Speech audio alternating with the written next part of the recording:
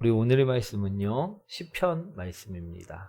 시편 18편 29절 말씀부터 36절 말씀까지입니다. 우리 시편 18편은 구약성경 814페이지에 있습니다. 구약성경 814페이지 시편 18편 29절부터 36절까지 말씀입니다. 우리 다 찾으셨나요? 한 절씩 교독합니다. 내가 주를 의뢰하고 적군을 향해 달리며 내 하나님을 의지하고 담을 뛰어넘나이다. 하나님의 도는 완전하고 여호와의 말씀은 순수하니 그는 자기에게 피하는 모든 자의 방패시로다. 여호와 외에 누가 하나님이며 우리 하나님 외에 누가 반석이냐. 이 하나님이 힘으로 내게 띠띠우시며 내 길을 완전하게 하시며 나의 발을 암사슴 바에 같게 하시며 나를 나의 높은 곳에 세우시며 내 손에 가르쳐 싸우게 하시니 내 팔이 놋화를 당기도다. 또 주께서 주의 구원하는 방패를 내게 주시며 주의 오른손이 나를 붙들고 주의 온유함이 나를 크게 하셨나이다. 함께합니다. 내 걸음을 넓게 하셨고 나를 실족하지 않게 하셨나이다. 아멘. 우리 옆분과 인사합니다. 당신을 만나서 행복합니다. 할렐루야. 오늘은요, 하나님과 함께라는 제목으로 오늘 말씀을 나누고자 합니다. 우리 체육대회, 우리 요즘은요, 초등학교 체육대회보다 유치원이나 어린이집 체육대회가 더 재미있는 것 같습니다. 저도 우리 아이들이 어렸을 때 가본 적이 있는데요. 우리 초등학교 체육대회는 어떻습니까? 릴레이 달리기를 해도요, 잘 뛰는 아이들 몇 명을 뽑아갖고 릴레이 달리기를 한다라는 것입니다. 그렇죠? 그런데 유치원이나 어린이집은 어떻습니까? 이처럼 하지 않는다라는 것입니다. 우리 잘 달리던 못 달리던 아이들은 크게 차이가 나지 않기 때문에 무조건 달려야만 한다라는 것입니다. 그런데요, 그냥 재미없이 달리기를 시키지는 않습니다. 우리 유치원 아이들이나 우리 어린이집 아이들은요, 함께 달리는 것을 시킨다라는 것입니다. 누구와 함께 달립니까? 엄마 아빠하고 함께 달리게 한다라는 것입니다. 이런 경기들을 보면요, 이 경기는요, 아이들의 경기가 아닙니다. 누구의 경기입니까? 우리 엄마 아빠의 경기가 되어버린다는 것입니다. 우리 그래도 상대편이 엄마가 나오면 그래도 편합니다. 그런데 이쪽도 아빠가 나오고 상대편도 아빠가 나오면요, 이건 자존심 싸움으로 번진다는 것입니다. 그래서 죽기 살기로 달리게 된다는 것입니다. 우리 그런 경험들 없으십니까? 제가 이렇게 보여도요, 의외로 참 잘 뜁니다. 우리 초등학교 1학년 때까지는요, 육상부에 들었을 정도로 잘 뛰었다라는 것입니다. 그래서 저희 교회가 예전 야유회 때 저희도 이런 경기를 한번 해본 적이 있습니다. 우리 아이들과 어른들이 한 팀이 되어 갖고요, 발을 묶고 함께 달려서 반환점을 돌아오는 게임이었다라는 것입니다. 사랑하는 성도 여러분, 우리 주일학교 남자아이들과 여자아이들이 편을 갈라갖고 달리게 되면 과연 누가 이길 것 같습니까? 여자? 남자죠. 예. 100이면 100, 남자아이들이 이긴다라는 것입니다. 그런데 어른들과 한 팀이 되어 달렸을 때는 아니었다라는 것입니다. 왜냐하면요, 남자아이들은 빨리 가고 싶었지만 빨리 갈 수가 없었다라는 것입니다. 그런데 반대로 여자아이들 팀에는요, 우리 남자아이들 팀에는 할머니들이 좀 많이 있으셨고, 우리 여자아이들 팀에는 젊은 집사님들이 많이 있었다라는 것입니다. 그래서 남자아이들은요, 우리 발이 묶여 있다 보니까 자기는 빨리 가고 싶어도 함께 달리는 사람이 늦게 가면요, 빨리 달릴 수가 없었다라는 것입니다. 그런데 반대로요, 여자아이들 팀은요, 여자아이들은 좀 어리고 좀 잘 못 달리는 학생들이 많다 보니까 여자 집사님들이 들쳐업고선 우리 뛰어갖고 우리 여자아이들이 분명히 달리기는 느렸지만 승리할 수 있었다라는 것입니다. 우리 오늘 남자아이가 승리하지 않고 여자아이가 승리한 이유는 무엇입니까? 젊은 집사님들이요, 함께 달려줬기 때문이었다라는 것입니다. 오늘 제가 왜 이 말씀을 드리냐면요, 우리도 누구와 함께 달리느냐에 따라서 우리 인생도요, 차이가 날 수 있다라는 것입니다.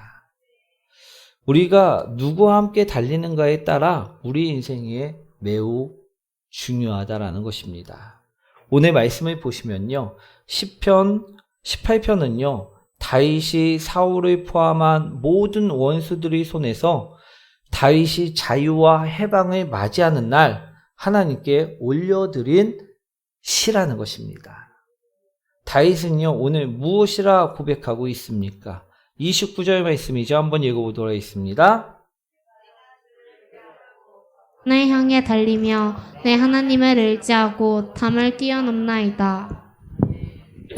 즉 내가 하나님과 함께 달렸다라고 고백하고 있다라는 것입니다. 그가 하나님을 의지하고 하나님과 함께 달려갔을 때 그는 과연 어떻게 되었느냐? 실패하지 않았고요, 승리할 수 있었다라는 것입니다. 사랑하는 성도 여러분, 여러분들은요, 지금 누구와 함께 달리고 계십니까? 우리 29절 말씀에 보시면요, 다윗은 내가 주를 의뢰하고 적군을 향해 달리며 라는 표현을 썼듯이 하나님을 의지하고 하나님과 함께 달려갔다라는 것입니다. 그때 다윗은 승리할 수 있었던 것이 아니겠습니까? 그런데 우린 어떻습니까? 혹 하나님 이외에 다른 것을 의지하고 있지는 아니하십니까? 우리 요행을 의지하고 돈을 의지하고 사람을 의지하고 있지는 않으시냐는 것입니다. 우리가 그것들과 함께 달려가고 있지는 않으시냐는 것입니다. 제가 금요일 날요, 서울에 볼 일이 있어갖고 우리 볼 일을 보고 내려오는 길에 우리 많은 사람들이 줄을 서 있는 모습을 보게 되었습니다. 저는 운전을 하는 중이라 사모님에게 저 줄이 무엇이냐 물어봤더니 사모님이 유심히 살펴보시더니 로또 줄이라고 이야기를 하는 것을 들었습니다. 우리 얼마나 명당짜리이길래 금요일 날부터 저렇게 줄을 서 있나, 우리 신기한 광경을 본 것입니다. 이것이 오늘 요행을 의지하며 함께 뛰는 모습이 아닌가 저는 생각을 해보았다라는 것입니다. 우리 오늘 의지하고 요행을 의지하고, 우리 비유로 말씀을 드리자면요, 우리가 만약 어린아이들이라면요, 돈이나 운이나 요행을 의지하는 것은요, 100세 넘은 할머니의 손을 잡고 뛰는 것과 같을 것 같습니다. 왜 그렇습니까? 우리 로또 다들 사보셨으니 잘 아실 것입니다. 우리 희망을 품고 우리 5,000원을 투자해 갖고선 우리 샀습니다. 그리고요, 추첨일까지 희망을 갖고 달려간다라는 것입니다. 그런데 우리 추첨일 끝나면 어떻습니까? 애시하며 구겨버릴 때가 많다라는 것입니다. 우리 그렇기 때문에 100세 넘은 할머니의 손을 붙잡고 다니는 것은 아닌가 생각을 해보았다라는 것입니다. 그의 반면에 하나님은 어떨까요? 하나님은요, 달리기 대표 선수시라는 것입니다. 세계 신기록 보유자시라는 것입니다. 사랑하는 성도 여러분, 그렇다면 우리가 누구의 손을 잡고 뛰어야만 하겠습니까? 오늘 100세가 넘은 운이나 요행이나 돈의 손을 잡고 뛰시겠습니까?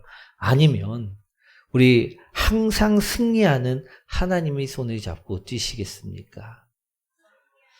예, 항상 승리하는 하나님의 손을 붙잡고 뛰어야만 한다라는 것입니다. 오늘 다윗은요, 그러한 하나님의 손을 붙잡고 뛰어갖고 승리하였음을 본문에서 분명하게 우리에게 이야기하고 있습니다.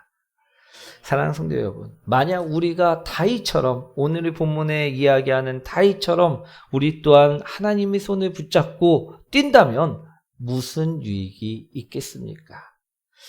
우리 그 유익은요, 이루 말할 수 없을 만큼 많은 유익들이 있을 것입니다. 그런데 우리 몇 가지를 꼽자면요, 첫째로 두려움이 사라질 수 있다라는 것입니다. 저도 미래에 대한 불안과 두려움이 있었던 사람입니다. 제가 하나님의 부름을 받았을 당시 저는 안정된 직장과 또 저만 바라보는 아내와 자식들이 있었다라는 것입니다. 그래서 저도 참 많이 기도를 하였었다라는 것입니다. 그런데요, 하나님은 제가 기도할 때마다 음성을 주시고 응답을 주셨다라는 것입니다. 그런데 미래는 아직도 불투명하긴 하였지만 놀랍게도 이 음성을 듣고 이 응답을 받을 때마다 두려움이 사라지는 경험을 했다라는 것입니다. 새 힘이 생기는 놀라운 경험을 하게 되었다라는 것입니다. 오늘 다윗도요, 그 이야기를 하고 있습니다. 우리 30절의 말씀이죠. 한번 읽어보도록 하겠습니다. 여호와의 말씀은 순수하니 그는 자기에게 피하는 모든 자의 방패시로다. 그렇습니다. 하나님은요, 우리가 하나님과 함께 할 때 우리 안에 있는 두려움을 없애주셔서 나아갈 수 있도록 만들어 주신다는 것입니다. 모든 두려움 속에서도 승리케 만들어 주신다는 것입니다. 성경에 보시면요, 미디안군 13만 5천 명을요, 단 300명만으로 승리를 한 기드온이 이야기가 나옵니다. 우리 13만 5천 대 300. 이는 저희 때 말이 되지 않는 전투였었다라는 것입니다. 어떻게 단 300명만으로 13만 5천 명을 이길 수가 있었겠습니까? 그런데 이것이 사실이라는 것입니다. 그런데 이처럼 말도 안 되는 전쟁에서 승리한 기드온도요, 처음부터 용사는 아니었었다라는 것입니다. 우리 성경 말씀을 보시면요, 미디안군은 이스라엘 백성들이 양이나 소 또는 토지 소산, 즉 곡식들을 남김없이 수시로 약탈해 갔었음을 볼 수가 있습니다. 그런데 사사기 6장 11절 말씀을 보시면요, 기드온이 미디안 사람들에게 알리지 아니하려고 밀을 포도주 틀에서 타작하는 모습이 나온다라는 것입니다. 그는 왜 밀을 포도주 틀에서 타작을 하고 있었을까요? 그것은요, 미디안 사람들에게 뺏기지 않으려고, 미디안 사람들이 즉 두려워서 숨어서 포도주 틀에서 밀을 타작하였었다라는 것입니다. 우리 미디안 사람들이요, 수시로 우리 이스라엘 백성들을 약탈하고 사람들을 죽이고 좀 곡식이 있는 것 같다 그러면 쳐들어오고 한다고 하면요, 저 같은 경우에도 두려웠을 것입니다. 갑자기 어마어마한 수의 군대가 들이닥쳐서 모든 것을 남김없이 약탈해가고 보이는 사람을 끌고 가고 우리 대적하는 자들을 다 죽여버린다고 하면요, 저 같은 경우에도 이 밀을 빼앗기지 않기 위해, 들키지 않기 위해 숨어서 벌벌 떨며 애를 썼을 것입니다. 오늘 기드온도요, 포도주 틀 속에 들어가 우리 벌벌 떨며 밀을 조용히 타작하고 있었다라는 것입니다. 그 또한 겁쟁이였고요, 그 또한 두려움이 휩싸인 자였었다라는 것입니다. 그의 모습을 보면요, 저희 때 큰 용사의 모습이 보이지 않습니다. 기드온은요, 그만큼 당시에는요, 소심했고 겁쟁이였습니다. 두려움이 참 많은 사람이었었다라는 것입니다. 하지만 이런 기도원이요, 하나님과 함께 손을 붙잡고 달려가자 어떻게 되었습니까? 300명만으로 13만 5천 명을 이길 수 있는 사람이 되어지고 말았다라는 것입니다. 할렐루야. 우리 사사기 6장 16절 말씀이죠. 한번 읽어보도록 하겠습니다.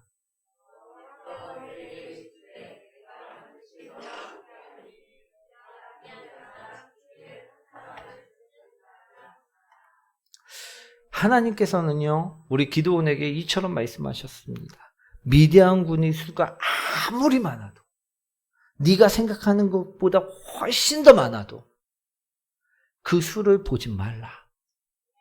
내가 그 수만, 수천, 수억만 명이 있다 해도 내가 한 사람 치듯이 만들 것이다. 이처럼 말씀해 주셨다라는 것입니다. 우리 기드온이요, 하나님을 믿고 하나님을 의뢰하고 하나님의 손을 붙잡고 나가자요, 우리 그의 두려움을요 사라지게 만드시고 그의 손을 번쩍 들어 승리케 만들어 주셨다라는 것입니다. 아멘.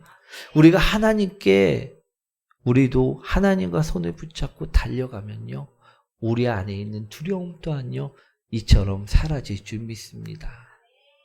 우리 두려움이 사라지면요, 우리 주님께서 승리케 하는 그 놀라운 기적을 바라보실 수 있게 되실 줄 믿습니다. 그리고 또 우리가 하나님과 함께 달려가면 무슨 유익이 있느냐? 두 번째로 새 힘을 얻을 수 있게 된다라는 것입니다. 아멘. 우리 아하방 때 우리 북이스라엘은요, 우상 숭배로 인해서 3년 6개월 동안이나 큰 가뭄을 겪게 되었음을 성경에서는 이야기하고 있습니다. 그런데 그때 그 가뭄을 예언한 사람이 있었습니다. 그 사람이 누구였습니까? 선지자 엘리 야일까요? 사일까요? 1번 엘리야, 2번 엘리사. 이 가뭄을 예언한 사람이 누구였을까요? 몇 번이라고요? 1번. 우리 엘리야였었다라는 것입니다. 이 엘리야 선지자는요, 하나님과 함께하는 선지자였습니다. 큰 가뭄이 오면 곡식들이 어떻게 됩니까? 물이 없어갖고요, 나중에는 말라갖고 수확할 거리도 없고, 우리 새싹이 나도요 말라갖고 자라질 않고요, 다 말라 비틀어 버려 먹을 수가 없게 되어 버린다라는 것입니다.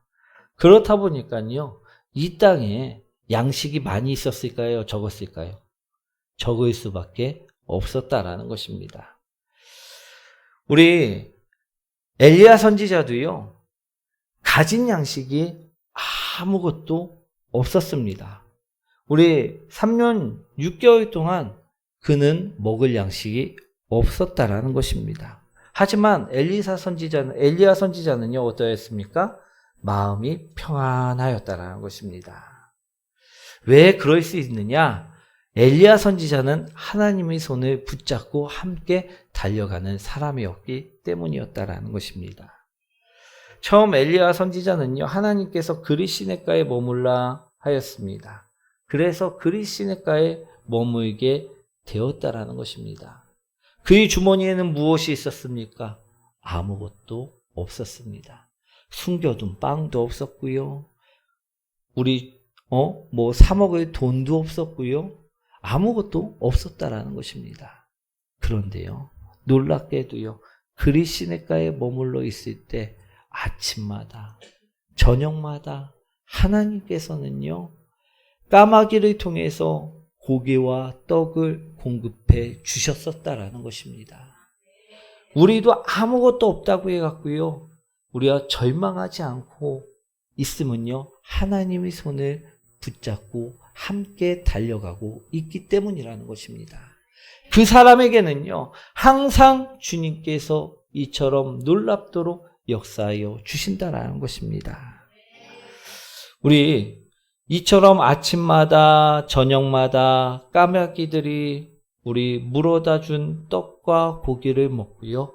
엘리야 선지자는 우리 살아가게 되었다라는 것입니다. 그런데 우리 가뭄이면 어떻게 됩니까? 그리 시냇가도 시냇물도 마릅니까? 마르지 않습니까? 마르는 일이 발생하고 말았다라는 것입니다. 그럼 이제는요, 우리 세상 사람들이 생각하기에는 진짜 큰일이 난 것입니다. 그렇지 않나요? 우리 물이 없으니 어떻게 됩니까? 이제는 이 사람도 끝났구나 생각할 수 있다라는 것입니다. 우리 그리시네가의 물이 말라버렸을 때 엘리야 또한 힘이 빠졌을 수도 있습니다. 우리 믿고 있었던 물이 사라진 것인데 힘이 빠지지 않을 수 없었을 것입니다. 그러나 엘리야는 곧 새로운 힘을 얻게 되었다라는 것입니다. 하나님께서 엘리야에게 시돈에 속한 사르밧으로 가라는 명령을 주셨기 때문이었다라는 것입니다. 우리 또한 힘이 빠졌을 때요, 말씀을 보면요, 어떻습니까? 새 힘을 얻을 수 있게 된다라는 것입니다. 그것이 바로 하나님과 함께 달려가는 삶이라는 것입니다. 우리 엘리야 선지자도요, 하나님의 말씀에 새 힘을 얻어 우리 사르밧으로 가게 됩니다. 그런데 그곳에서 누구를 만나게 됩니까? 양식이 없어갖고 죽으려는 과부를 만나게 되었다라는 것입니다.